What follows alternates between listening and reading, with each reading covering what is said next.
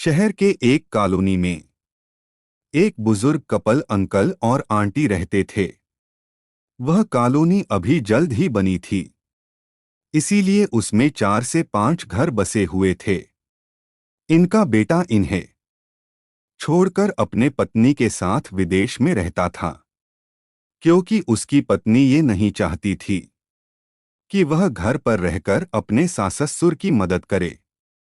ये बुजुर्ग अंकल और आंटी जिस कॉलोनी में रहते थे, उन्हें हमेशा से यह डर रहता था कि कहीं कोई घटना ना हो जाए, इसलिए वे ज्यादा घर से बाहर नहीं निकलते थे। लेकिन उनका यह रूटीन था कि वह हर सुबह सूरज निकलने के बाद टहलने के लिए निकल जाते थे।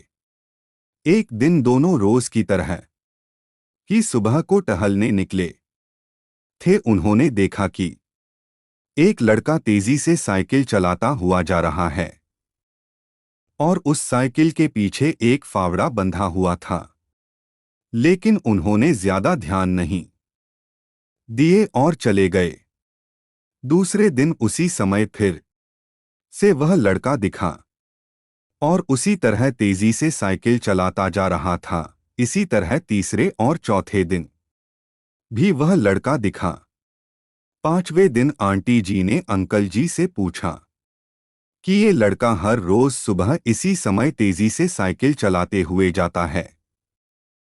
मुझे लगता है कि कुछ गड़बड़ है। कहीं ये लड़का कोई गलत काम करने तो नहीं जा रहा है।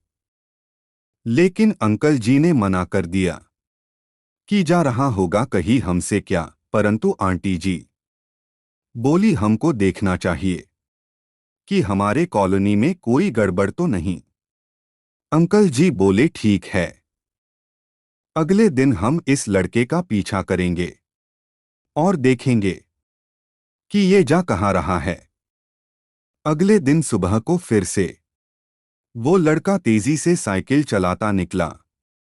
उनके पीछे अंकल और आंटी जी भी गई। उन्होंने देखा कि थोड़ी दूर जाने के बाद वह लड़का एक पेड़ के पास साइकिल खड़ी कर दी।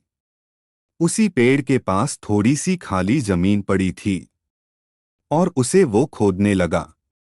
अंकल और आंटी जी कुछ देर तक देखते रहे कि ये लड़का क्या कर रहा है।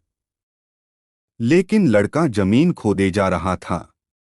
कुछ देर बाद उन्होंने लड़के से पूछा कि आप ये जमीन क्यों खोद रहे हो? लड़के ने मुस्कुराते हुए कहा कि अंकल जी, मैं आप दोनों को रोज देखता हूं, लेकिन आपको मुझसे डरने की जरूरत नहीं। और यहां जमीन इसलिए खोद रहा हूं कि मेरी नई नई नौकरी लगी है। अंकल ने पूछा, कहाँ नौकरी लगी है? ऐसा कौन सा काम है जिसमें जमीन खोदनी है? लड़के ने कहा, मैं बड़े दिन से बेरोजगार था।